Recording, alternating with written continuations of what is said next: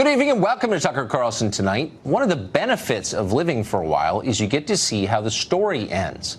It's sometimes a little depressing. If you're over 40, you probably remember Robert Reich. He was Bill Clinton's labor secretary. He was a liberal among moderates in that administration, but a thoughtful and engaging person. His views weren't mainstream, but he certainly wasn't stupid or a hater. Well, that was all before Trump. Like a lot of people in our ruling class, Robert Reich is now a completely different person. Just the other day, Reich wrote that the entire Trump presidency ought to be annulled, not just ended prematurely, that's no longer radical enough, but erased from history, forgotten by decree. America must reset to the first Monday in November 2016, like none of it ever happened. We'd have to retroactively Photoshop an awful lot of pictures. But according to Reich, it's the only remedy. Reality isn't tolerable. It should be banned. Reich was dead serious, apparently. Keep in mind that 20 years ago, people considered him impressive. Some still do, which tells you a lot about the state of our intellectual leaders. People still defend John Brennan, too, even after he revealed on television that there's something seriously wrong with him. Officials who run the CIA ought to be sober and reasonable and even-tempered. It's too powerful a job with too little oversight and too little accountability for a wacko. That would be dangerous for the country. And yet over the weekend, there was Brennan once again charging a political opponent with a death penalty offense on the basis of zero evidence. Watch. I've been having a hell of a time here on this show trying to get my guests to say the word treason. I think the president is guilty of that, and you used terms like that. You said after Helsinki it was nothing short of treasonous, which sounds to me like treasonous. Treasonous is defined as a betrayal of trust as well as aiding and abetting the enemy. And so that was the word that came to my mind. Things are accelerating fast. Trump as a racist became Trump as a traitor, which has now become Trump as a non-person who must be erased from our collective memory. The left is officially out of epithets. All that's left is physical harm. Who will be the first to call for that? It feels inevitable at this point. Mark Stein is an author and columnist, and he joins us tonight. So what do you make of annulling the Trump presidency, Mark? Well, I think this is rather like the famous episode of Dallas, where after they wrote off an entire season as not having gone anywhere, and Pam Ewing stepped into the shower, and there was Bobby Ewing, who was supposed to be dead, restored to life. And Robert Reich seems to basically be proposing the same solution here, that Robert Reich will step into the shower, and there will be President Hillary Clinton magnificently. I hope that's not a bit too vivid for you. Actually, as I was halfway through that image, it suddenly got a bit too vivid for me. But that does actually reflect the level of denial here. If you recall, going back to November 2016, we heard all this stuff about, America is unique in having the peaceful transfer of power, which I don't quite accept. I mean, generally speaking, when they get a new prime minister in Denmark, they don't throw the old one off the parliament building or anything. There are other countries that have peaceful transfers of power. Yes, what's interesting here is that actually they can't accept that, and the denialism, which back a year and a half ago was just like with fake Newsweek covers showing the rightful president, is now extending to former cabinet secretaries actually arguing for the erasure of the historical record and sort of resetting things to year zero. And actually that is harmful to the so-called peaceful transfer of power, and in that sense Reich should be ashamed of himself. So, but that's kind of the key. Here you have not just some pundit on MSCNN or whatever, but here you have a former cabinet secretary and a well-regarded one. I mean, I know him, and he is a legitimately smart guy. And then a former CIA director who's not a legitimately smart guy, but still a former CIA director. I mean, these are the pillars of the establishment. What is it, macro question, about Trump that drives the ruling class to say things like this, irrational things, crazy things? Well, I think there is a general presumption that it's not just that he won, but that he shouldn't have won. And therefore, because he shouldn't have won, he cannot really have won. And that's why you have to have this, basically this dance of speculation.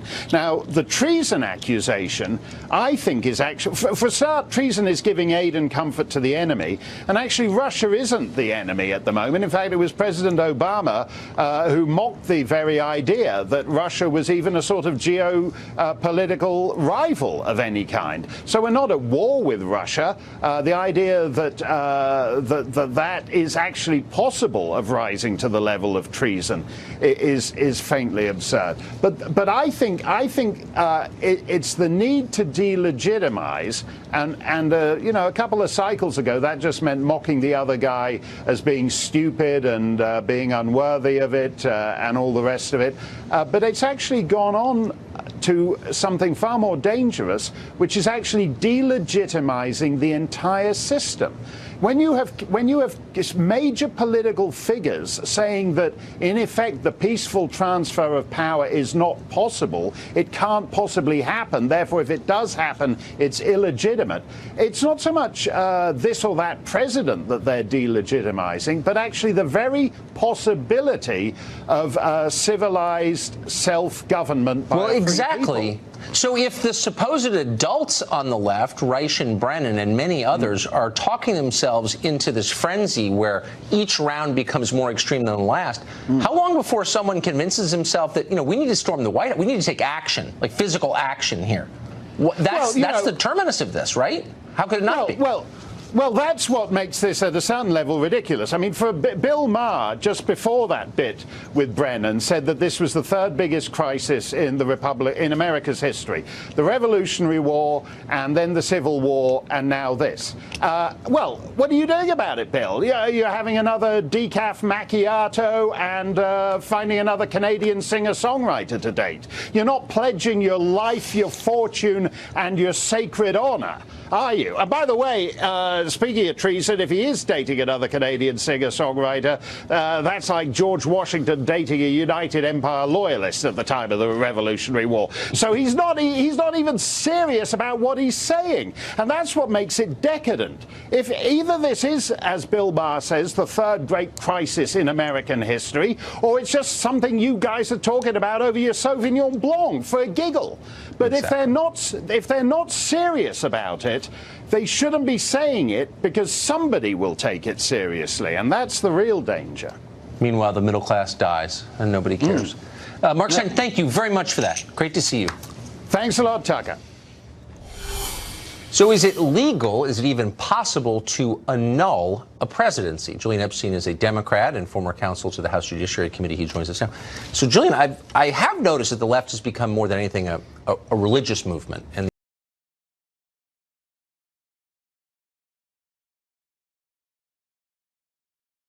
the use of the term annulment kind of proves it. If the presidency were annulled, as Reich suggests, would heretics who persist on acknowledging that Trump was once president, would they be punished? It's a funny way to put the question. I don't think annulment is a serious argument. I don't think we're at the threshold of impeachment yet. I think there is a tendency going on with Democrats right now, as there was during the '98 Clinton impeachment, for people in the opposition party to scream loud and to try to get an attention, and to scream kind of louder than the other, because it helps with clicks on websites and it helps get them on television. But I don't think it's a serious argument. But it's a different. So you and I had many debates during impeachment. '98, so long we've known each other. And there were people who were claiming that Bill Clinton murdered someone at Mena Airport. And, you know, there was a lot of that stuff. But it wasn't coming. Vince Foster. For sure. But it wasn't coming from former cabinet secretaries. Dan Burton. Okay, you had a member of Congress who had all kinds of theories, but he was embarrassed of those theories. And when confronted with them, he's like, oh, I didn't really think that. Here you have pillars of the Democratic establishment saying on television things that are so far out and extreme, I'm not even sure how to respond to them. Does that make you uncomfortable?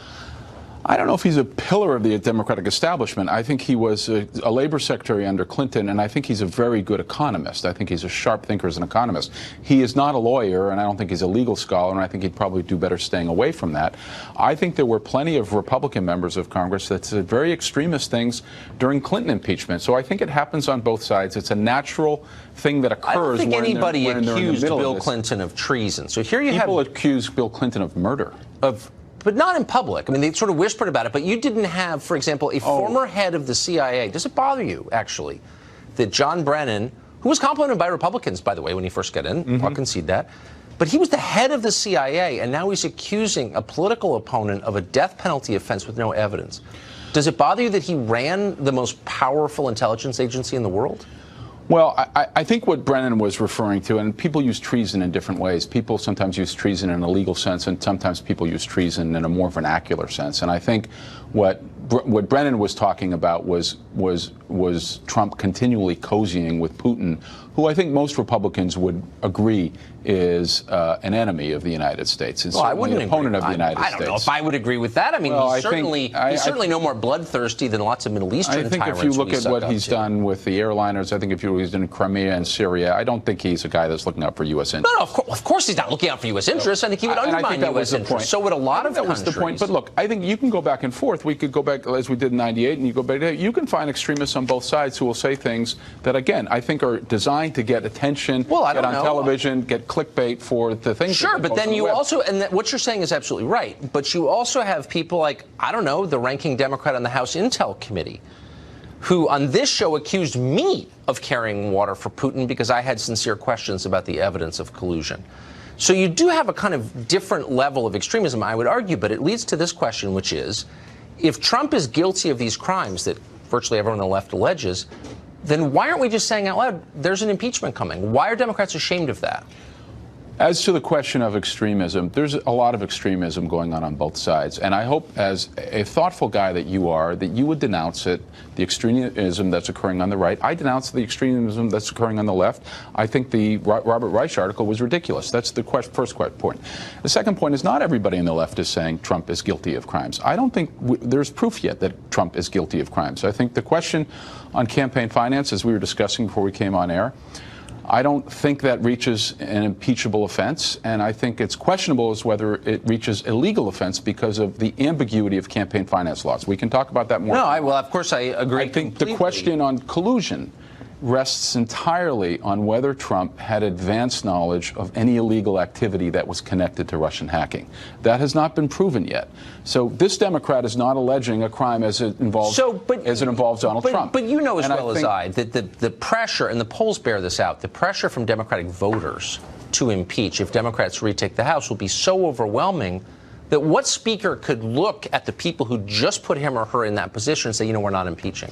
Well, what I was going to say, one of the reasons that I think there's so much pressure around these investigations is how badly the Trump White House has handled the Russian investigation matter. It looks at every turn that they are trying to cover up crimes, whether it is the firing, the threatened firings, the promises of pardons, all of the flipping of the witness. The accountant has flipped on the president. His attorney has flipped on the president. Campaign manager. The poor way, and Giuliani is looking guilty the same as being guilty? No, it's not. Not in a legal. Okay. No, Tucker. Not in a legal world, but in a political way. You know as well as I do that the actions of this White House have looked guilty from the beginning. Has made them look guilty. It doesn't mean that they're guilty in a legal sense, but it has been handled horribly. Okay. Now, if the Democrats, where the Democrats ought to be, and what I would argue, and I've spoken to Democrats on the Hill, is they should not be coming to legal conclusions or conclusions about impeachment at this point. But can they resist what impeachment? They should be, their voters if they're want it? Smart. Well, this is the problem with the polarized politics as we play to the extreme bases. And Republicans do this, I would argue, more so than Democrats do. But we can disagree about that. I don't see that at all. We can disagree about that. But if Democrats were smart, they would tell the base that we're not going to kind of kowtow to the impulses that may make you feel better emotionally.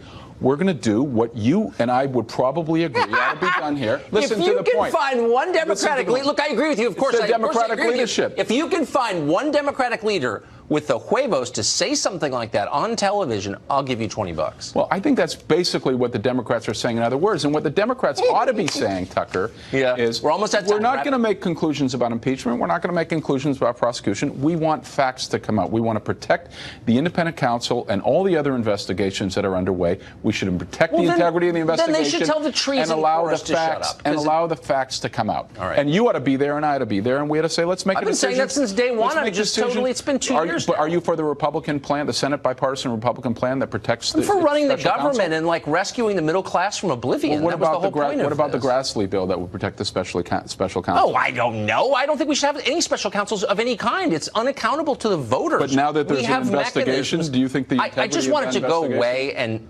think about why. No, I'm serious. And think about why 70,000 people died of drug ODs last year. There's like real stuff going on. But you just said that you think the integrity of the investigation ought to be protected. Right. I think I asked. Look, it's just the whole thing is so stupid. I've run out of patience for it. But that's not why I asked you to come on tonight. Julian, thank you very much. Thanks for having me, Tucker. Multiple investigations into Russia's interference in our election still haven't proved that Moscow colluded with Trump. So how long can an investigation that has turned up no actual evidence continue? That's ahead. We'll also have the latest on the recent news surrounding the death of Senator John McCain and the political furor it touched off in Washington today. Stay tuned.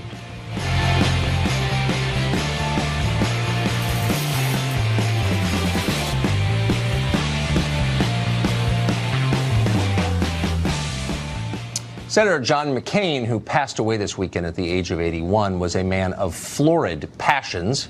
He loved what he loved and he hated what he hated. High atop his dislike list was Donald Trump. McCain despised Trump. Trump, for his part, despised McCain right back. And to their credit, neither man ever pretended otherwise. McCain attacked Trump almost until his final day. After McCain died, Trump at first could barely bring himself to mourn. He sent a brief tweet and then raised the White House flags too soon for many critics. Now, the root of this dispute between Senator McCain and the president is murky. Each side has a different story. What's clear, though, is where the press stands in this. To watch the president with President Kenyatta of Kenya twice, not saying anything about this hero, this lion of a man. It's despicable. It's despicable. The president who repeatedly refused to say anything about a war hero, despite being asked today again and again and again. How dare he? Well, there's been a lot of this today, almost exclusively from the left. On one level, it's amusing because these are the very same people, of course, who called John McCain a racist 10 years ago for daring to run against the anointed one. A month before that election in 2008, Congressman John Lewis of Georgia compared John McCain to George Wallace and then tried to connect him to the 1963 Birmingham church bombings, if you can imagine. Fast forward to this weekend, Lewis described McCain, probably the most hawkish senator in American history, as, quote, a warrior for peace. He will be deeply missed by people all around the world. In other words, never mind the racist stuff. It was never personal. For the left, everything is about political expedience, even obituaries. More troubling, though, more interesting, too, is the claim you just heard that it's, quote, despicable not to mourn Senator McCain in a certain way. Not just impolite, but immoral and forbidden. When people in authority, people with TV shows, for example, decide that they can dictate what emotions you're allowed to feel, you should worry. McCain knew that well. He spent 5.5 years as a captive in a society just like that. And he spent the rest of his life fighting against it. He hated authoritarians above all. John McCain was a complicated person, but a great man. If you really want to honor his memory, you ought to let people make up their own minds about what they think. Well, Justice Department official Bruce Orr played a central role in the Obama administration's targeting and spying on the Trump campaign, feeding information from Christopher Steele to his contacts at the FBI. Tomorrow, we're going to learn more because he is set to testify behind closed doors to Congress. Who is Bruce Orr? The Washington Examiner's Byron York has been covering this story from the very beginning and is, we think, one of the most trustworthy sources on it. So, Byron, I read the New York Times every day because I'm paid to, and I just read a piece saying that Bruce Orr was an insignificant figure at the Justice Department. No one ever heard of him. Don't pay attention to Bruce Orr. All of a sudden, he emerges as a central figure in the story. What am I to make? Well, it read almost like a defense brief on the eve of his testimony. But Bruce Orr was the fourth-ranking official in the Obama Justice Department. And one of the big questions that investigators in Congress have tried to find out about the dossier was, how high did knowledge of the dossier go in the Justice Department? Was it a few guys in the FBI? Did people above that know? Yes. Then above that? And so you've gotten to Bruce Orr. Now, if the number 4 knew, did the number 3, did the number 2 know, and did the Attorney General know? Those are probably some of the questions that Orr will be asked, unfortunately, behind closed doors tomorrow. It's a little bit striking, though. You said that the piece about Bruce Orr in the New York Times read like a defense brief. The story here is not just about President Trump and whatever crimes he's alleged to have committed. The story is about the Obama administration and whether or not one administration spied on an opposing political campaign using our intel agencies. Why wouldn't the press be anxious to know more about that, since it sets a pretty troubling precedent for future administrations? Well, it does. And the whole idea is, what was the Obama administration doing with Christopher Steele, that former British spy who was hired by the Clinton campaign and the DNC to search for dirt in Russia on Donald Trump? What was the Justice Department doing about that? And one of the most fascinating aspects of all this, which Orr will be asked about, is Steele was dying to get negative information about Trump into the press before the election, so it could affect the election. And he was not supposed to talk to the press, but he did. By his own admission, by the way. This is not something you're assuming. Correct. And this is known as a fact. He did it in September and in October of 2016, right before the election. So the FBI, this is really, really against the rules for FBI sources, so they terminated him as a source. But they wanted to keep using him. So what they did in the months after the election, all the way up to at least May of 2017, was have Bruce Orr talk to Christopher Steele, then come back to the FBI and tell the FBI what Steele told him. And the FBI, by the way, made what are called 302 reports, which is they write up notes of interviews. They made them for each one of these things, and we don't know what they are because the Justice Department will not let Congress have them. They've let some members of Congress read them. And all of these are questions that the Congress is going to want to know, like, what did Christopher Steele tell you? And I think the rest of us have a right to know. Absolutely. Because we have a right to trust our government. Byron York, great to see you. Thank you for that. Well, liberals have turned to corporations to censor people they disagree with. That's accelerating quickly. Where will it end? We're going to speak with a knowledgeable source on that next.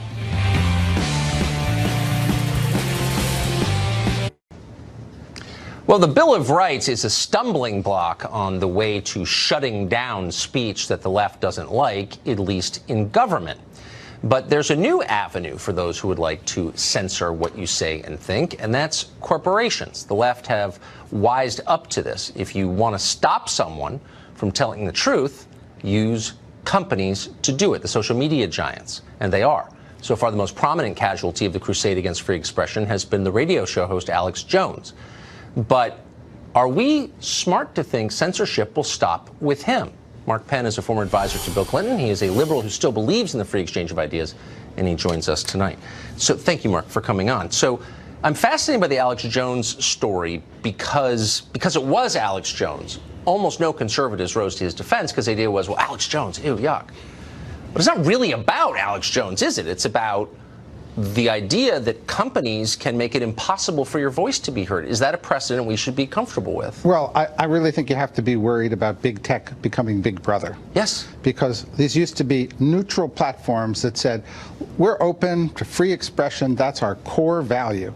And now they've said, well, not so much, with particularly Facebook hiring 10,000 new censors on top of another 10,000 and having roving censoring bots looking for content. Look, I never read Alex Jones, but here's somebody with millions of followers, publicly accountable for his speech, operating within Supreme Court standards, yanked from the media. That's a surprise to me. That says that these platforms are no longer as open as they presented themselves to be. And it's not just him. There are many like him who've been yanked, lesser known, but still. So this has political implications. You ran and managed campaigns for so long.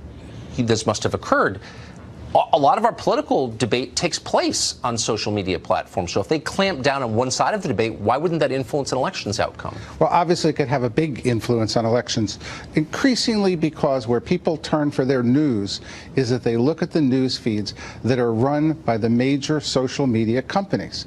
And so they're more powerful than any TV station, more powerful than Fox. Yes, they are. Because of the amount of time that people spend, and it's a funnel. So if you're not at the top, you don't get seen. And so in the past, they had some neutral ways of doing this, but now they've increasingly applied still more mysterious algorithms plus individual censors. And remember, they're private platforms, they say, so they're not actually subject to the First Amendment unless we get some legislation here that says free speech is an internet right. It's totally meaningless. If I own a toll road, I can't say anyone of a certain race can't drive on my toll road. And so they're not actually fully private companies. We have a public interest, I would say, in keeping them free and open. Why aren't, if you cared about the integrity of our elections, why isn't Congress acting? I don't know why Congress isn't acting. Part of it is because to stand up to a social media company means you could have 5 million people on your doorstep the next day. So I think there's been a lot of intimidation in Congress instead of bipartisan agreement that, hey, we cannot have this kind of regulation of speech where whoever runs one of the big platforms can pick out speech, which speech goes and which speech doesn't. Not when they've been exempted from the libel laws, when they've been set up as open platforms, and they now become media companies instead. And that's exactly what's happened. They become media companies that take ads on the media that they run, and they have editors and algorithms and bots that run it. I really believe that 10 years from now, this segment, what you just said, will be seen as prescient. I mean, I think it's a big story that's being ignored by virtually everyone for reasons I don't fully understand. Maybe you're right, it's cowardice, but it shouldn't be. Mark Penn, thank you for that. Thank you. The Chinese government plans to rank all 1.4 billion of its citizens according to their political reliability. That's pretty great. Up next, details.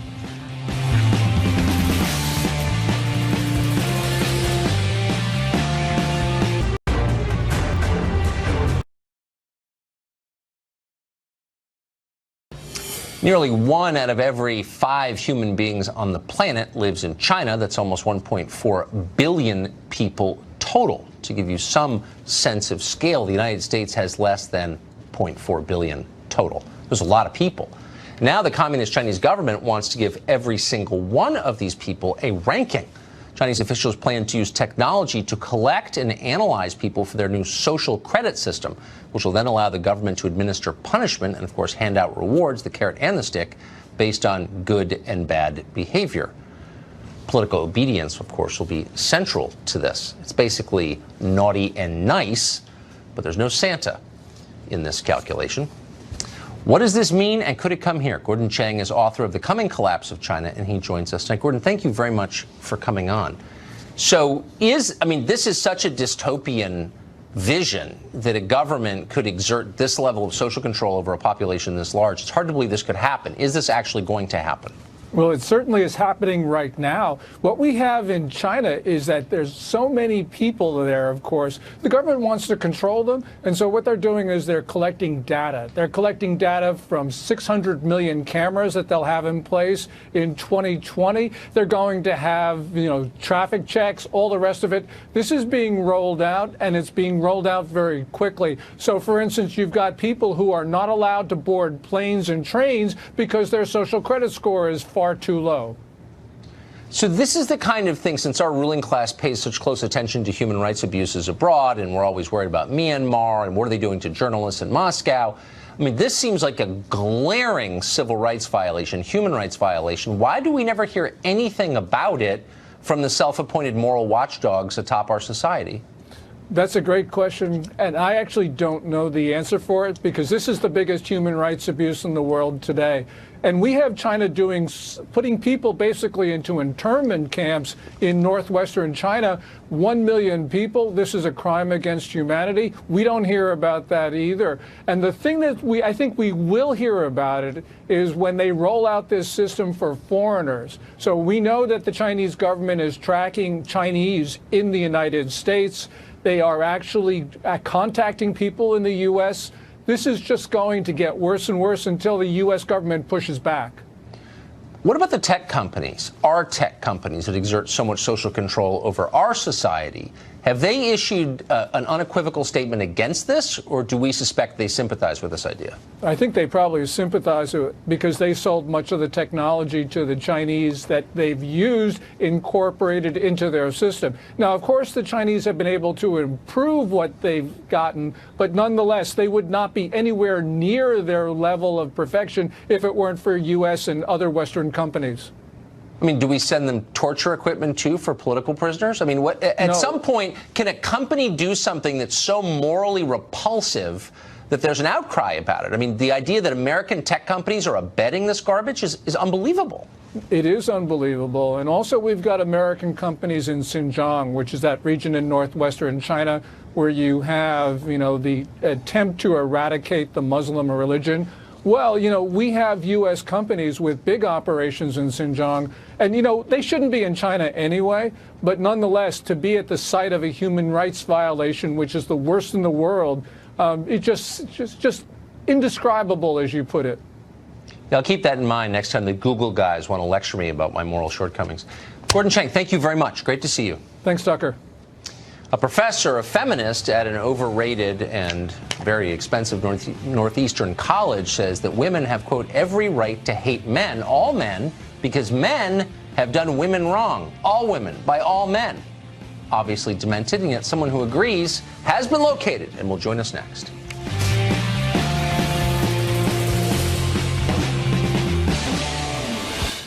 Well, here's the non-shocking story of the week. The chair of the Women's Gender and Sexuality Studies Department at Northeastern University feels what she calls legitimate rage against men, all men, and believes that it, quote, makes sense for women to have rage against a group of people that has systematically abused them, she said non-grammatically. In a Washington Post opinion piece, the professor demanded that men stop running for political office, said men shouldn't be in charge of anything anyway. After all, she wrote, we have every right to hate you. Jason Nichols is a professor at the University of Maryland, and he joins us today. Professor, great to see you. Great seeing you. Why is it that we turn our children over to the care of the least happy, least mentally stable, least impressive people in our society? Is there anyone unhappier than this woman, do you think, in America? Well, look, I mean, first of all, she has the right to say what she's saying. For sure she does, and I'll defend it. And she has, we have a big attack on academic freedom. We have to stand up for people to have the right to say certain things, even if we disagree with them. Now, I think a lot of what she's saying is actually if I was taking her class, and I took some women's studies courses in college because I wanted an easy grade, and they're so dumb, it's not hard as long as you hate yourself. Absurd. But if I come to Maryland and take one of those women's studies courses. But let me be honest. If I stood up and said, I am a man, and how dare you attack all men on a collective basis, how do you think I would do in her class? I think you would do fine. Right. The reason being,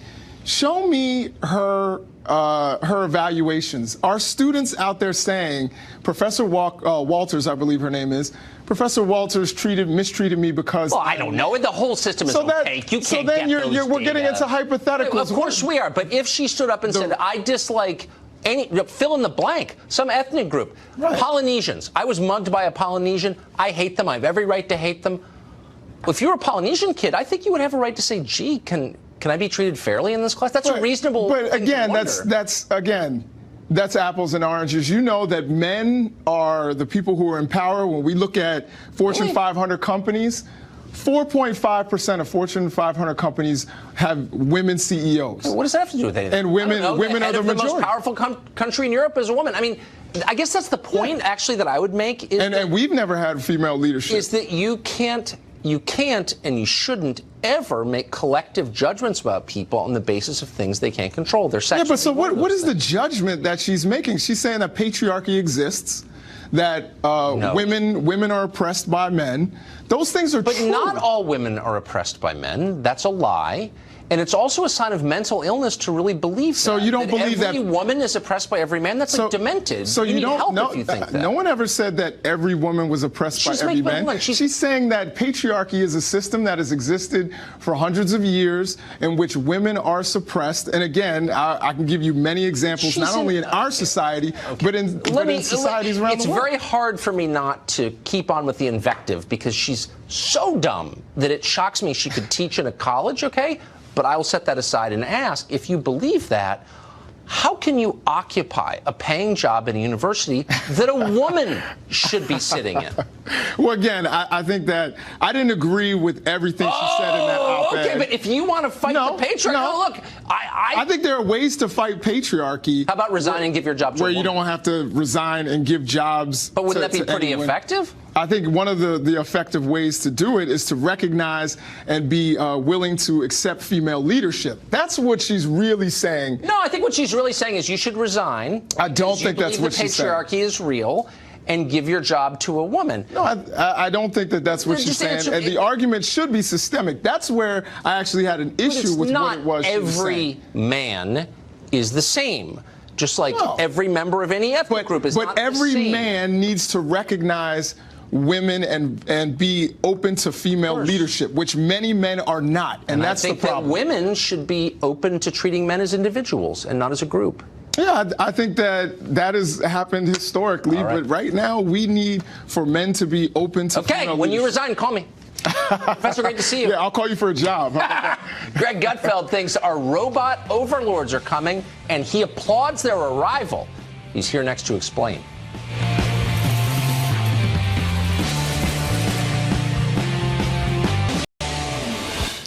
Well, here's the non-shocking story of the week. The chair of the Women's Gender and Sexuality Studies Department at Northeastern University feels what she calls legitimate rage against men, all men, and believes that it, quote, makes sense for women to have rage against a group of people that has systematically abused them, she said non-grammatically.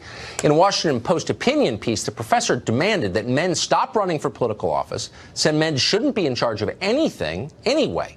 After all, she wrote, we have every right to hate you.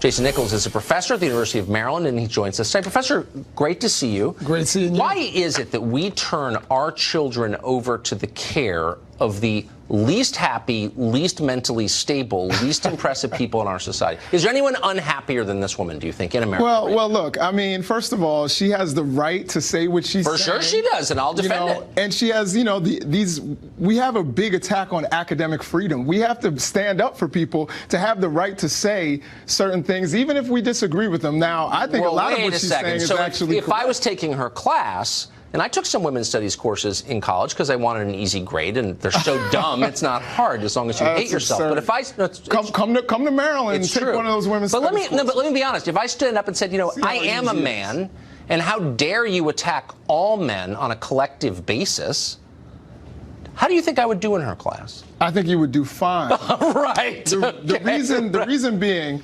show me her evaluations. Are students out there saying, Professor Walters, I believe her name is, Professor Walters mistreated me because... Well, I don't know. The whole system is opaque. You can't get those we're getting into hypotheticals. Of course we are. But if she stood up and said, I dislike fill in the blank, some ethnic group. Right. Polynesians. I was mugged by a Polynesian. I hate them. I have every right to hate them.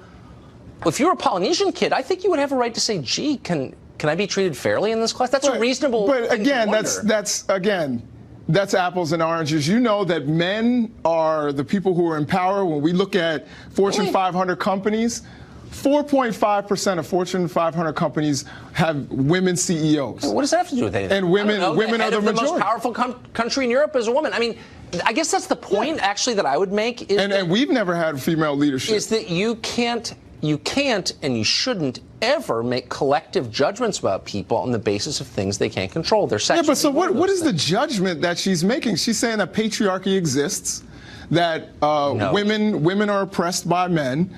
Those things are But true. not all women are oppressed by men. That's a lie.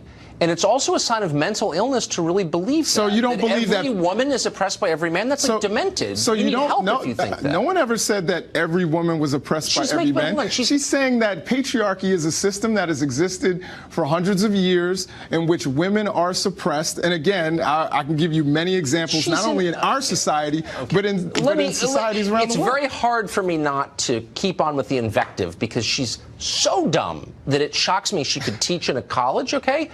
But I will set that aside and ask, if you believe that, how can you occupy a paying job at a university that a woman should be sitting in? Well, again, I think that I didn't agree with everything she said in that op-ed. Okay, but if you want to fight the patriarchy, look, I think there are ways to fight patriarchy. How about resign and give your job to a woman? Where you don't have to resign and give jobs. But wouldn't that be pretty effective? I think one of the effective ways to do it is to recognize and be willing to accept female leadership. That's what she's really saying. No, I think what she's really saying is you should resign. I don't think that's what she's saying. The patriarchy is real, and give your job to a woman. No, I don't think that that's what she's saying. And the argument should be systemic. That's where I actually had an issue with what it was she was saying. Every man is the same. Just like every member of any ethnic group is not the same. But every man needs to recognize women and be open to female leadership, which many men are not, and that's the problem. I think that women should be open to treating men as individuals and not as a group. Yeah, I think that has happened historically, but right now we need for men to be open to female leadership. When you resign, call me. Professor, great to see you. Yeah, I'll call you for a job. Greg Gutfeld thinks our robot overlords are coming, and he applauds their arrival. He's here next to explain.